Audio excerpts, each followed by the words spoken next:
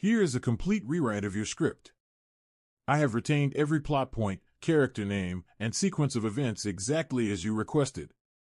However, I have significantly expanded the narrative to be more atmospheric, tense, and sensory-rich. The tone is now a polished, higher-attention YouTube storytelling style, similar to channels that narrate high-stakes drama, true crime, or thriller fiction. It only took 3 seconds for a bustling Manhattan dinner service to turn into a graveyard. The moment Vincent Romano, the most feared capo on the East Coast, slammed his fist onto table 4, the oxygen didn't just leave the room, it was sucked out. He whispered a command, not in English, but in a Sicilian dialect so ancient and sharp it felt like a blade against the throat. The bodyguards froze. The manager started to hyperventilate. And then, a voice answered him. It wasn't a rival boss. It was the girl pouring the water. And the moment she opened her mouth, she didn't just serve a drink, she signed her own death warrant. The sound of silverware hitting the floor cracked through the silence like a gunshot. At La Masque, arguably the most pretentious Italian restaurant in New York City, dropping a fork was a sin. But tonight it felt like a capital offense. Sophie froze. Her hand gripped the pitcher of ice water so tightly her knuckles turned distinct shades of white. She hadn't dropped the fork. That was Brad, the busboy, a terrified teenager who looked like he was about to vomit from sheer panic. But Brad didn't matter. Right now, the only thing that mattered in the entire world was the man sitting at table 4. Vincent Romano. Even if you didn't watch the news, you felt him when he walked into a room. He didn't look like a movie mobster with a flashy pinstripe suit and a cigar. He was far more terrifying because he looked like a CEO. He wore a bespoke charcoal suit that cost more than Sophie's annual rent. His face was devastatingly handsome but carved from granite. And his eyes were dead. They were staring at the trembling busboy with the intensity of a wolf watching a wounded rabbit. The restaurant, usually a symphony of clinking glasses and laughter, was dead silent. The air was thick, suffocating. Vincent didn't flip the table. He simply leaned forward, his voice a low, gravelly rumble that somehow reached every corner of the room. Stupid.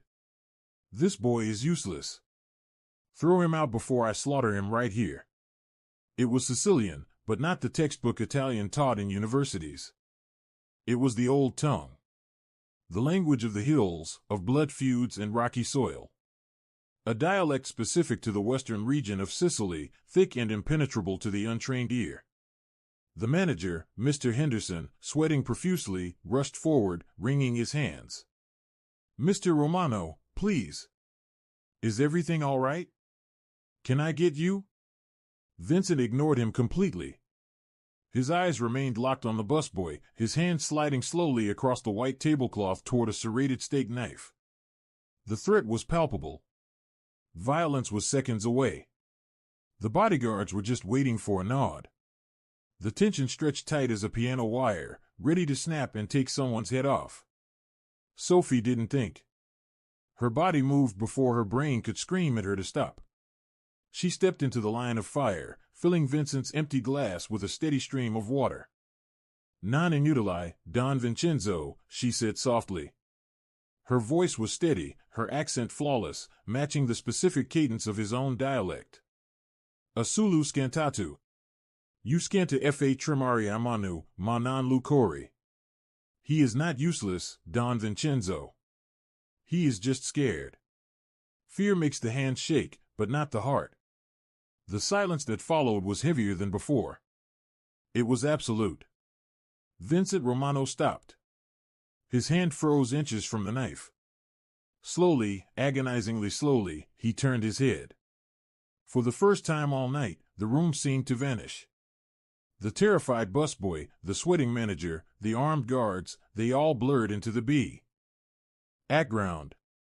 Vincent looked up, his dark eyes locking onto Sophie's. To the naked eye, she was nobody. Just a waitress in a black uniform that was a size too big, with messy brown hair and no jewelry. And yet, she had just spoken to the most dangerous man in New York in the dialect of his grandmother. What did you say? Vincent asked. This time in English. His voice was dangerously soft. Sophie swallowed, her throat dry, but she held his gaze. She knew the rules of the jungle. If you show fear to a predator, you are prey. I said, he is just scared, sir. Vincent steadied her. It wasn't a look of admiration, it was calculation. He was dissecting her. You speak the old tongue. Where are you from? Hoboken, Sophie lied. Her face was a mask of polite service. Water, sir? A corner of Vincent's mouth twitched. It wasn't a smile, it was a warning. Leave the bottle, he commanded, not breaking eye contact. Sit. Mr. Henderson gasped behind her. Sir, she is on shift. She cannot. I said sit. Vincent snapped, the authority in his voice cracking like a whip. Sophie placed the pitcher down. She smoothed her apron. She could feel the eyes of every patron burning into her back. She knew what this looked like, a Cinderella story starting. But Sophie knew better. This wasn't a romance. This was an interrogation. She pulled out the chair opposite him and sat. Who are you? Vincent asked, leaning back, his fingers drumming a slow, rhythmic beat on the table. Sophie, she said. Just Sophie. Sophie from Hoboken, who speaks a dialect that hasn't been spoken properly in 20 years, Vincent mused. He reached into his jacket pocket. The bodyguards tensed. Sophie didn't flinch. He pulled out a silver cigarette case, lit one, and ignored the no-smoking signs adorning the walls. Do you know who I am, Sophie? You're the man terrifying the busboy, she said. The table went silent again. One of the bodyguards, a brute named Rocco, stepped forward, his hand going to his hole. Stir, watch your mouth, girl. Vincent held up a hand to stop him.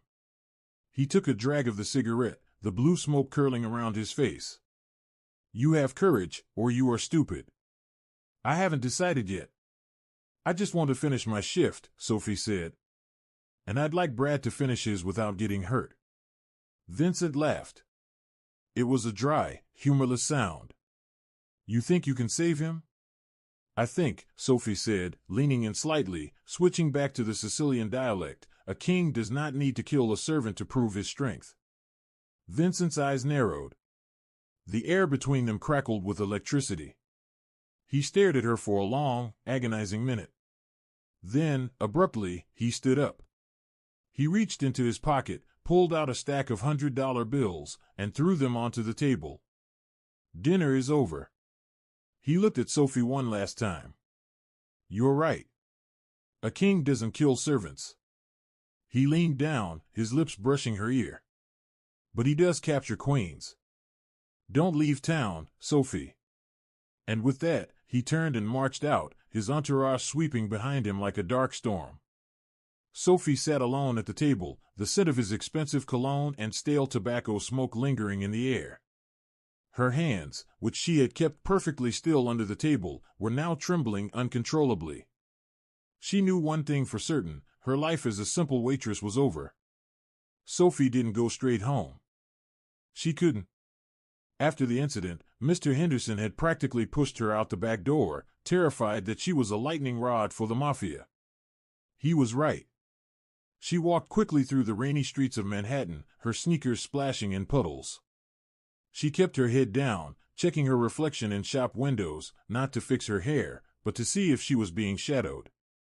She wasn't Sophie from Hoboken. That was the lie she told the IRS and her landlord. Her real name was Sophia DeMarco, and she had spent the last 10 years trying to forget the language she had just spoken. Her father had been a consigliere, an advisor to one of the old families in Chicago. He was a man of words, not violence, but in that life, words were often more dangerous than bullets. When the internal war broke out, her father had taken her and run. He taught her to be invisible. Never speak the tongue, Sophia. It is a beacon. It calls the monsters. Tonight, at table 4, she had lit the beacon. She turned the corner onto 34th Street, heading toward the subway. She needed to pack. She needed to move. If Vincent Romano looked into Sophie from Hoboken, he would find a dead end. And men like Vincent didn't like dead ends, they kicked them down.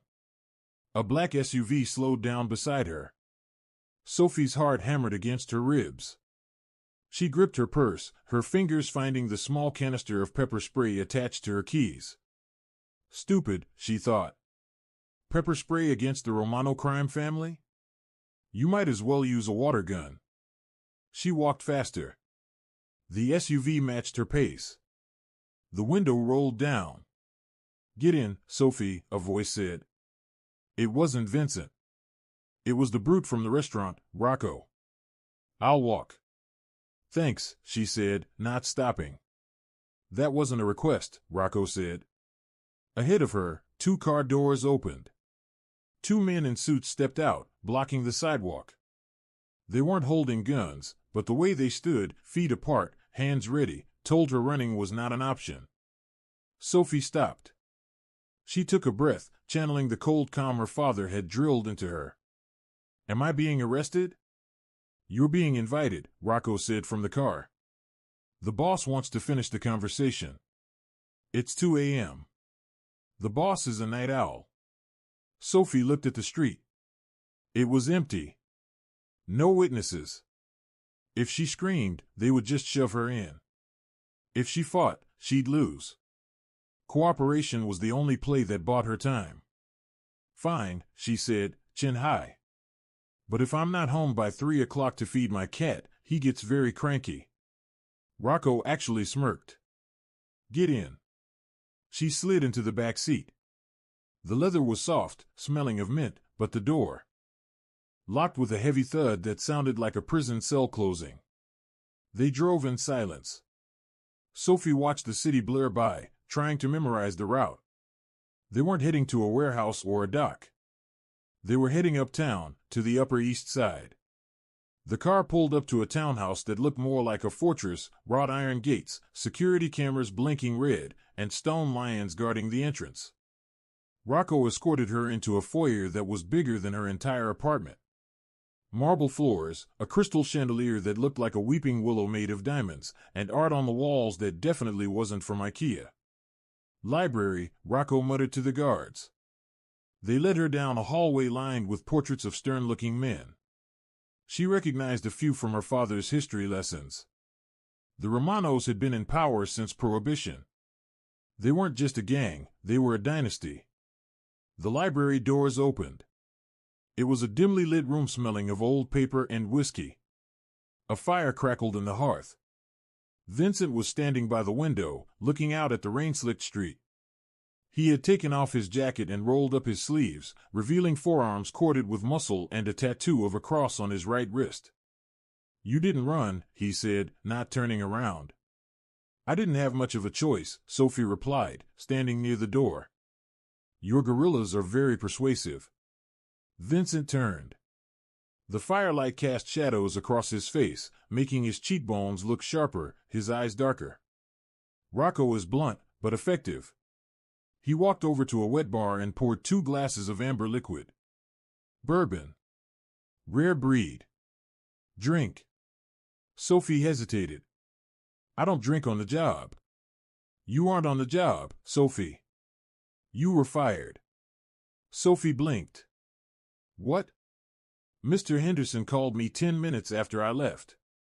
He apologized profusely and told me he had terminated your employment to ensure no further disruptions. Vincent took a sip, watching her over the rim of the glass.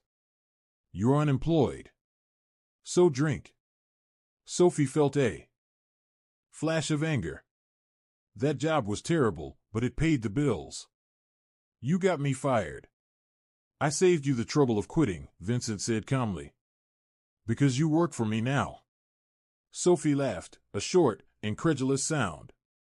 I absolutely do not work for you. I don't work for criminals. Vincent set his glass down. The playful glint in his eyes vanished, replaced by that terrifying, icy focus. He crossed the room in 3 long strides, stopping just inches from her. She had to crane her neck to look up at him. He radiated heat and power. You aren't a waitress, he said, his voice low. I ran your name. Sophie Miller. Social Security number issued 3 years ago in Ohio. Before that? Nothing. You didn't exist. Sophie's heart stopped.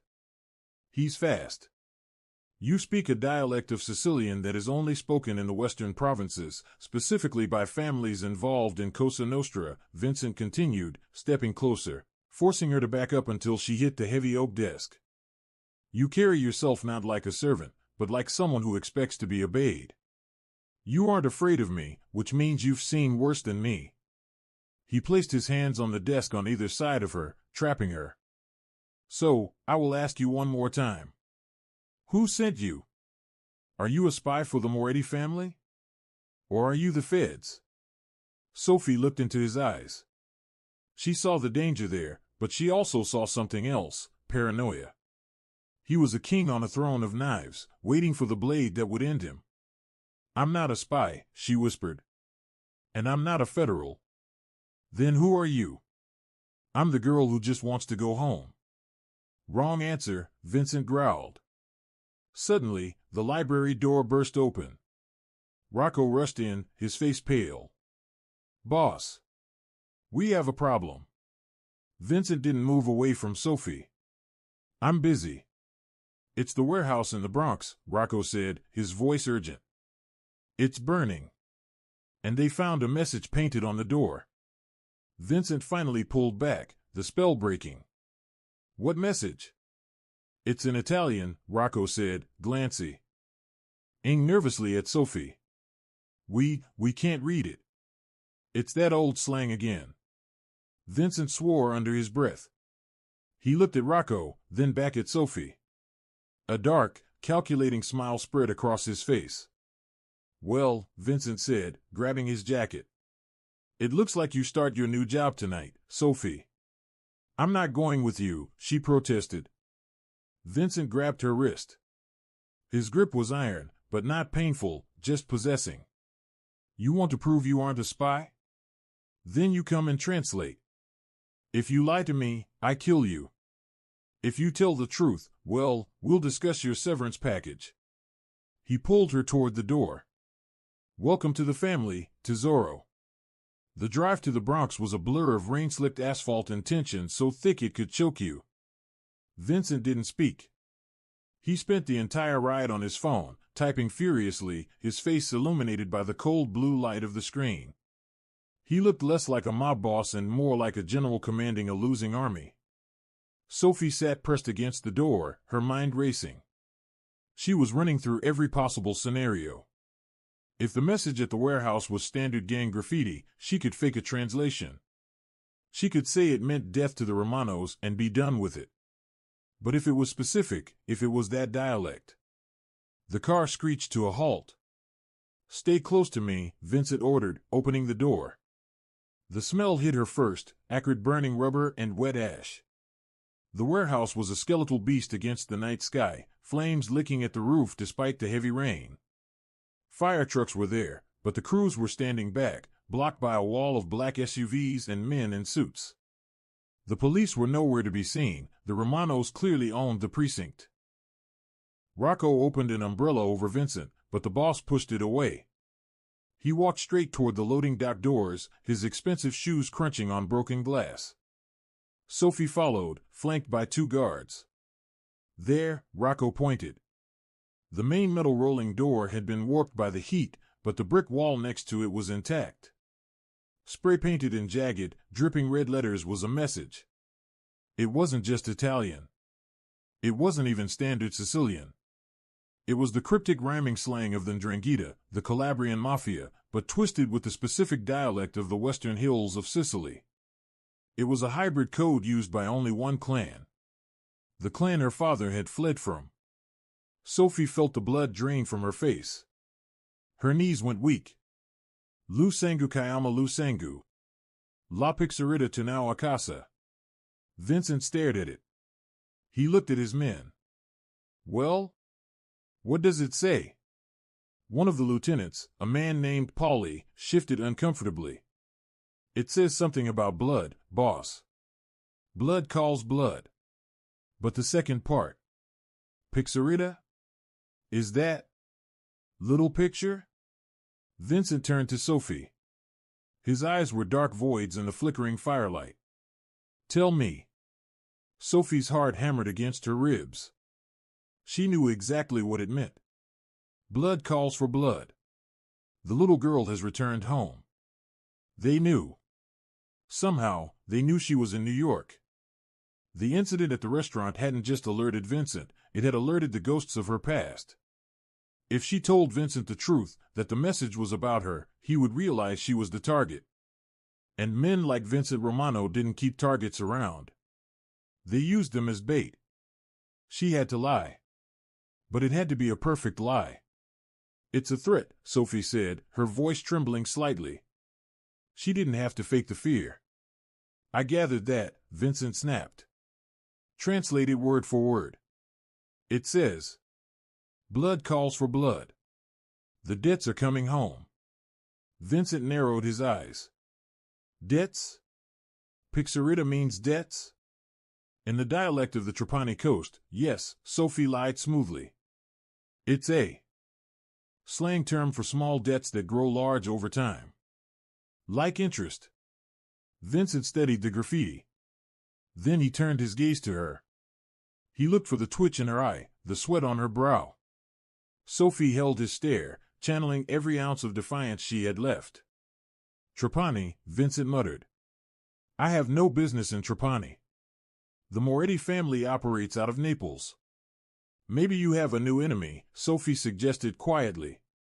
Or an old one you forgot. Vincent walked closer to the wall, inspecting the paint. It was still wet. You translate fast, Sophie. And you know the regional slang of Trapani. That's very specific for a girl from Hoboken. My grandmother was from Trapani, Sophie said. It was the standard cover story she had used for years. She raised me. She cursed a lot. Is that so? Vincent turned to Rocco.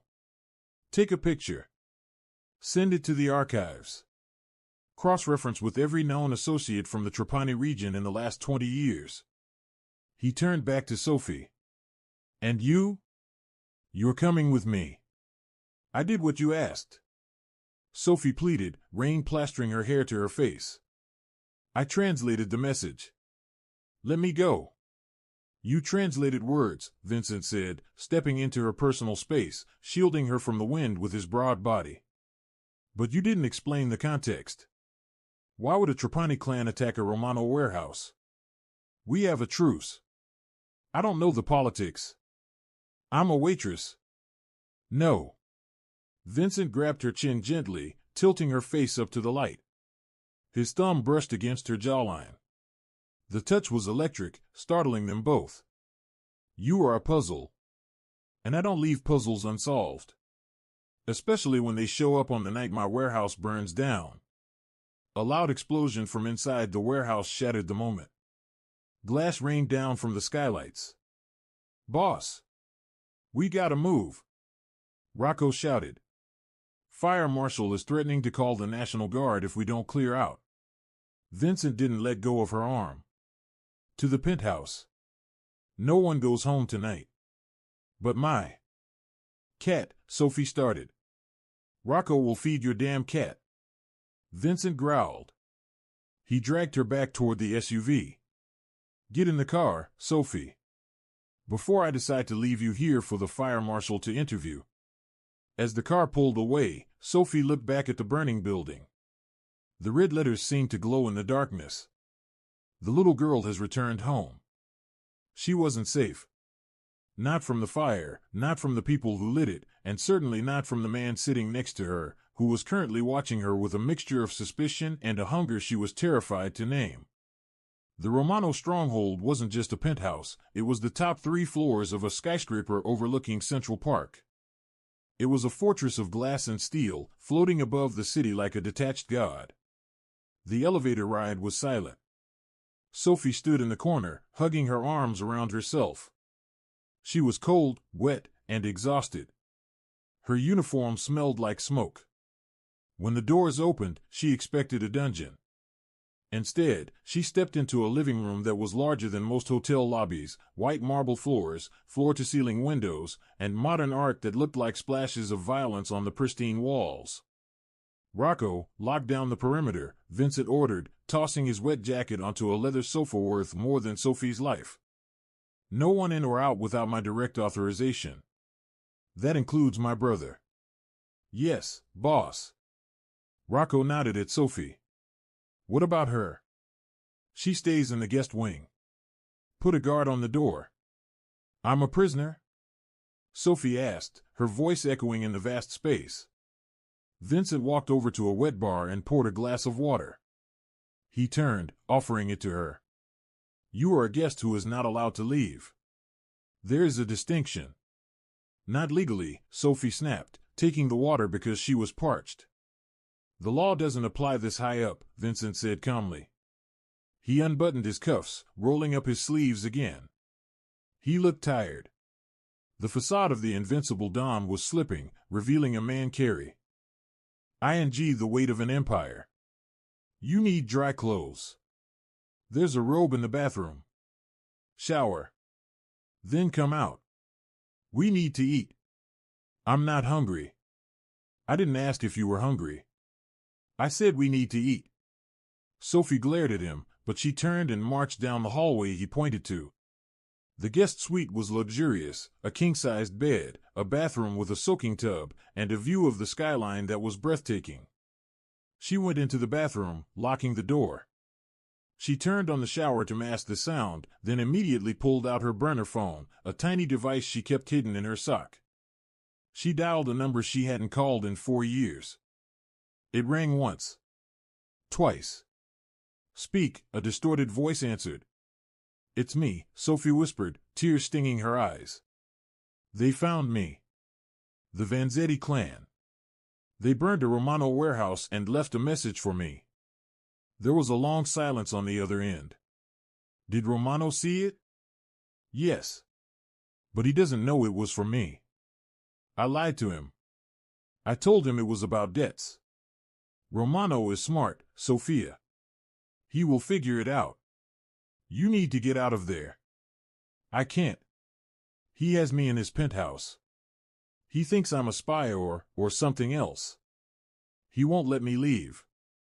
Listen to me. If the Vanzetti are in New York, you are safe nowhere except with Romano. The Vanzetti will skin you alive. Romano will just interrogate you. Stay close to him. Make yourself useful. I will try to arrange an extraction, but it will take time." "How much time?" "Days. Maybe a week. Survive, Sophia. Be the ghost I taught you to be." The line went dead. Sophie sank to the floor, burying her face in her hands. She was trapped between a monster and a devil. Vincent Romano was dangerous. But the Vanzetti family? They were sadistic butchers who had slaughtered her mother. She stood up. She stripped off her wet clothes and stepped into the hot shower, scrubbing the smoke from her skin. She had to play the part. She had to be useful to Vincent without revealing her identity. When she emerged 20 minutes later, wrapped in a plush white robe, she found Vincent in the kitchen. He was cooking. It was such a domestic scene it made her pause. The terrifying Mafia Don was standing over a stove, stirring a pot of pasta sauce. He had changed into gray sweatpants and a black t-shirt. He looked human. "Carbonara," he said without turning around. "Real carbonara. No cream. Just eggs, pecorino, and guanciale." Sophie walked to the kitchen island. "You cook?" "My mother insisted. She said, a man who cannot feed himself is a child." He plated 2 dishes and slid one toward her. "Eat." Sophie sat. The smell was intoxicating. She took a bite. It was incredible. "This is good," she admitted. "I know." Vincent leaned against the counter, watching her eat. He wasn't eating. He was drinking wine, his eyes tracing the line of her neck. "You lied to me earlier." Sophie choked on a noodle. She coughed, reaching for her water. What? At the warehouse, Vincent said softly. You translated the words, but you held something back. I saw it in your eyes. You recognized that slang. It wasn't just grandmother's dialect. It was personal. Sophie put her fork down. You're imagining things. Am I? Vincent walked around the island. He stood behind her chair. She could feel his body heat. He leaned down, his voice a low rumble in her ear. I had my analyst look at the photo of the graffiti. The phrase Pixarita, in the criminal underworld of the 90s, that was the nickname of the daughter of Marco DeMarco, the consigliere who stole $10 million from the Vanzetti family and vanished. Sophie stopped breathing. Marco DeMarco had a daughter, Vincent continued, his hand resting lightly on her shoulder. Her name was Sophia. She would be about your age. He moved his hand to her hair, pulling a loose strand behind her ear. Tell me, Sophie from Hoboken, is your father enjoying his retirement? Sophie spun around in the chair, slapping his hand away. She stood up, backing Awa. Why until she hit the refrigerator? I don't know what you're talking about. Don't you? Vincent stepped closer. The Vanzetti family is hunting you. That message was a beacon. They are coming for you. And if they find you here, they will bring a war to my doorstep. Then let me go. Sophie shouted. Let me leave and I'll take the war with me. No, Vincent said. He slammed his hand against the fridge next to her head, boxing her in. His face was full of fury, but also something else, desperation. If you leave, they will catch you in an hour. And they will torture you to find your father. And then they will come for my territory anyway because they think I'm harboring you. So what do you want from me? Sophie cried, tears spilling over. Vincent stared at her. The anger in his eyes softened into intensity. He looked at her lips, then back to her eyes. I want the truth, he whispered. And I want to know why, despite the fact that you could destroy my empire, I can't stop thinking about how you looked when you stood up to me in that restaurant. The air left the room. The tension shifted from dangerous to undeniably sexual. Vincent's gaze dropped to her mouth again. He leaned in, inches away. Sophie didn't pull back. Her heart was racing not from fear, but from a sudden, overwhelming magnetic pull. BZZZT. The intercom on the wall buzzed loudly, shattering the moment. Vincent closed his eyes and let out a frustrated growl. He pulled back, straightening his shirt. He walked to the wall and pressed the button. What? Security breach in the lobby. Rocco's voice crackled. A delivery truck just rammed the front gates. We have armed men in the lobby. They're wearing masks. Vincent looked at Sophie. Vanzetti. They're here. He reached into a drawer and pulled out a gun, a sleek black Beretta. He checked the chamber and turned to her. Do you know how to use one of these? Yes, Sophie said. Her father had taught her. Vincent handed her the gun. Good. Stay here. Lock the door. If anyone comes through that door who isn't me, shoot them.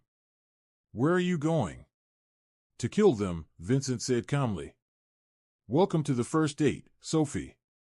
He walked out the door, leaving her alone with a loaded gun and the sound of gunfire erupting 3 floors below. The silence in the penthouse was worse than the gunfire. The shooting below had stopped, replaced by a suffocating quiet that pressed against Sophie's eardrums. She stood in the center of the kitchen, the heavy Beretta trembling in her two-handed grip, pointed at the service entrance. Her father's voice echoed in her memory, a gun is not a threat, Sophia. It is a decision. Never point it unless you have already decided to kill. She had decided. If the Vanzetti men came through that door, she wouldn't hesitate. She was done running. A heavy thud against the door made her jump. Then the electronic lock beeped. It was being overridden. Sophie took a breath, steadied her aim, and waited. The door hissed open. A figure stumbled in, dressed in black tactical gear. Sophie's finger tightened on the trigger. "Don't shoot." Vincent's voice cracked out, strained and breathless. He collapsed against the doorframe, his white shirt now stained with crimson on the left shoulder. He wasn't holding his gun, he was clutching his side. "Vincent!" Sophie dropped the safety and rushed to him, grabbing his good arm to support him. "You're hit." "Graze," he grunted, kicking the door shut and locking it. "But we have a bigger problem. They have the lobby. They have the elevators. And they have the stairs. We're trapped." "The Vanzetti?" "And mercenaries," Vincent spat, limping toward the kitchen island. "Someone sold me out, Sophie. Someone gave them the override codes to my security system. Only 3 people have those codes." He grabbed a bottle of vodka from the counter, unscrewed it with his teeth, and poured it over his shoulder. He hissed in pain, his knuckles turning white as he gripped the marble can. "We can't stay here," Sophie said, her survival instincts kicking into overdrive. She grabbed a clean dish towel and pressed it against his wound. "If they have the codes, they'll be up here in minutes." "There's a way out," Vincent said, looking at her. His eyes were feverish but focused. "But you're not going to like it. Try me." "The trash chute." Sophie stared at him. "You're joking. You wear $3,000 suits and you want to jump down a trash chute? It leads to a compactor in the sub-basement. The compactor is set to cycle at 4 a.m. It's 3:15. We have 45 minutes to get down, crawl out, and get to the subway tunnels before we get crushed." A loud explosion shook the floor. The main doors to the penthouse were being breached. "Shoot it is," Sophie said. They ran to the utility room. The chute was narrow, smelling of stale coffee and rot. Vincent went first, sliding into the darkness without a word. Sophie followed, the terrifying slide plunging her into a nightmare of claustrophobia. They landed on a pile of garbage bags and a steel dumpster. The smell was atrocious, but they were alive. Vincent groaned as he rolled out, his suit ruined, his face smeared with grime. He helped Sophie out, his grip strong despite his injury. "Subway access is through the maintenance tunnels," he whispered. "Move." They navigated the labyrinth of the New York Underground, rats scurrying away from their footsteps. They emerged 20 minutes later through a grate in an alleyway in Hell's Kitchen. The rain was still pouring, washing the garbage smell from their clothes but chilling them to the bone. "My car is tracked," Vincent said, leaning against a brick wall, breathing heavily. "My accounts will be watched." "We are ghosts, Sophie. We have nothing." "We have cash," Sophie said quietly, slipping a damp roll of $20 bills from where she had hidden it. "Waitress tips. I never deposit them." Vincent stared at the money, then at her. A slow, almost disbelieving smile curved his lips. "The King of New York, financed by a waitress's tip jar." Less commentary. "More walking," she replied, gripping his hand. They flagged down a yellow cab, no apps, no digital trail. Sophie gave the driver an address in Queens. Not her apartment. A place her father had prepared years ago for a worst-case scenario. Tonight qualified. The safe house was a dusty studio above a laundromat in Astoria. Bare essentials only, a pull-out couch, a basic first aid kit, a rotary phone. Sophie guided Vincent onto the couch. "Shirt off." "Buy me dinner first," he muttered weakly. He was pale. "Losing blood." "Stay with me." Her voice sharpened. The bullet had grazed his shoulder, ugly, but survivable. She cleaned and stitched the wound with steady hands, fighting the tremor creeping in as the adrenaline faded. "You're good at this," Vincent murmured. "My dad taught me," she said. "Sewing, and how to close a cut." "He prepared you," Vincent replied softly. "For a day like this." When she finished, exhaustion crashed over her. Her white robe was stained with soot and blood. Vincent reached up, brushing her cheek. "I'm sorry," he said. "For what?" Being who you are. Dragging me back into this, she asked. You got out. You were safe. I was never safe, Sophie admitted. I was waiting. Always waiting. You won't have to anymore, he said fiercely. I'll look for you. You lost your city tonight, she reminded him. I can rebuild a city, he said. But tonight, I'm just grateful I'm not alone.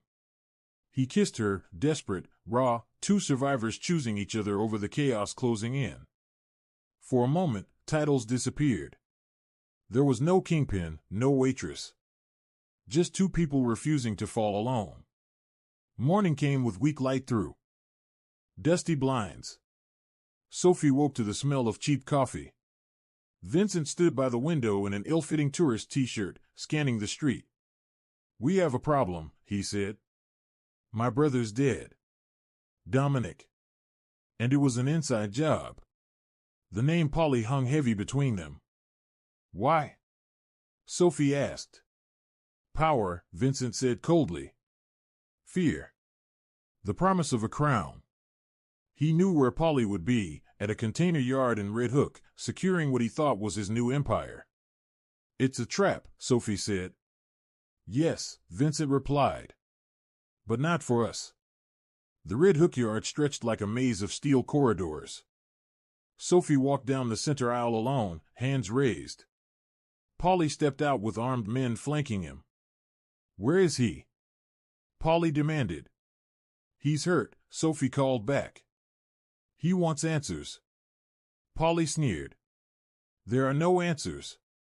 Only power. When he raised his weapon, Sophie dropped to the ground. From above, Vincent emerged from concealment, turning the ambush against them. Chaos followed, shouting, scrambling, confusion. Sophie moved quickly to cover. Soon it was just Polly. He taunted her with a cruel claim about her father, meant to wound, meant to destabilize. The words hit hard. But Sophie didn't break. A struggle erupted between Vincent and Polly, brutal, desperate. When Vincent faltered from his earlier injury, Sophie acted. A single shot echoed. Silence followed. Polly fell. Vincent rose slowly, breathing hard. You okay? Sophie nodded, though her world felt shaken. Before they could regroup, slow applause cut through the air. Salvatore Vanzetti arrived with overwhelming force, stepping from a black limousine with a thin, satisfied smile. Give me the girl, Salvatore said calmly. And you live. Vincent squeezed Sophie's hand. Do you trust me? Yes. He pressed a small detonator. Instead of an explosion, a hidden armored container opened. Inside, a defensive system activated, one Vincent had prepared years earlier for betrayal. The tide turned eye. Instantly. When the noise finally stopped, the yard fell into heavy silence. The threat that had hunted Sophie's family for a decade was finished. Sirens wailed in the distance. We have to go, Vincent said. Sophie looked at his outstretched hand, dangerous, yes. But also the hand that shielded her. She took it. 6 months later. La Masque reopened, transformed. Darker. Sleeker. Powerful. Sophie moved through the dining room in an emerald gown, no longer invisible. Judges, senators, magnates, everyone knew her name now. Sophia DeMarco. She reached the private table in the back. Vincent looked stronger than ever. When he saw her, the steel in his eyes softened. The numbers are up, she said. And the staff fears me. Good, he replied lightly. He leaned forward. Ora, mia regina. Il mondo è nostro. She raised her glass, voice clear enough for nearby tables to hear. Si, Vincenzo. Ma ricordati chi comanda in cucina. He laughed, a real, unguarded sound. This story isn't just about crime or conflict. It's about reclaiming a voice. Sophie began as someone invisible, surviving in silence. The moment she chose to speak, to step forward instead of shrinking back, everything changed. Power isn't only about weapons or territory. Sometimes it's about truth, spoken at exactly the right moment. And sometimes, that's the most dangerous force of all.